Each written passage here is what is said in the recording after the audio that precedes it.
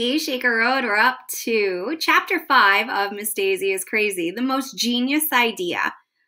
After lunch, we had recess, which means we get to go out in the playground and run around. Miss Daisy said we needed to burn off energy. Now, this is more my style, I announced when we got outside. I made a beeline for the monkey bars. Then me and some other kids hit the swings. After that, all the boys had a contest to see who could spin around in circles the longest without throwing up. I would totally lose, just saying. Michael Robinson won, then we all sat down on the grass. Even though Miss Daisy was pretty cool, we all agreed that we hated school. We made a promise to one another that we would hate school forever. Even if we changed our minds and decided that we liked school. That's when Ryan came up with the most genius idea in the history of the world. This was the idea. We should buy the school.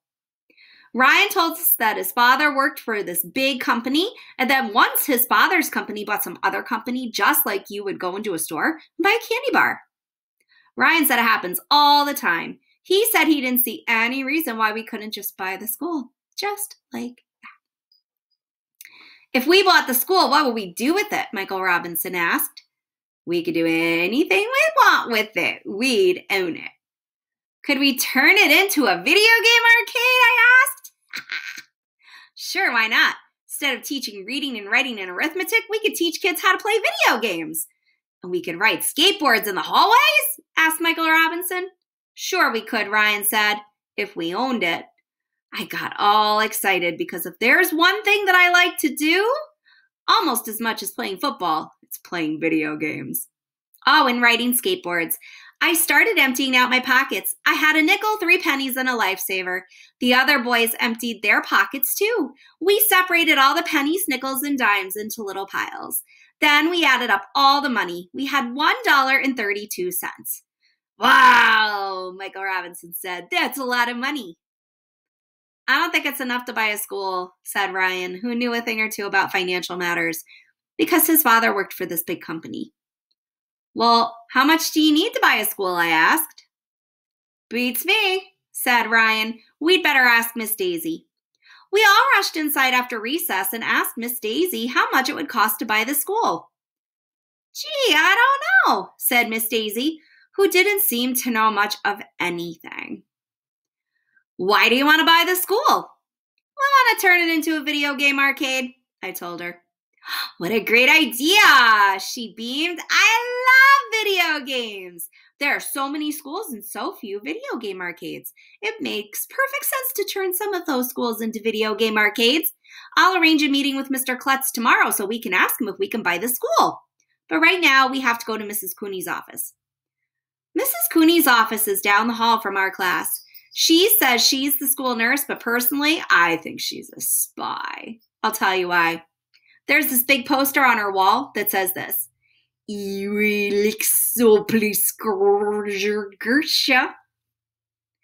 tried to read it and didn't make any sense at all. Even Andrea Young didn't know how to read the poster, and she knows everything. I think Mrs. Cooney has created a secret code. And she's using the poster to send mystery spy messages. I will have to keep an eye on her. When we walked into Mrs. Cooney's office, she had us all line up in size order. I was one of the shortest kids, so I had to stand in the front of the line. Then Mrs. Cooney told us to take off our shoes. At first, I thought she didn't want us to track mud all over her office, but then she told us that she was going to weigh and measure us. Obviously, she was trying to gather information about us, because that is what spies do. My friend Billy says that the heavier you are, the smarter you are, because heavy people have bigger brains. But I think Billy just says that because he is overweight. I weighed 52 pounds. Mrs. Cooney showed us this awesome ruler she has.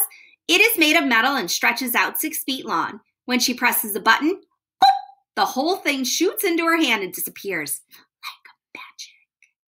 That is cool. I bet she has lots of other spy tools too.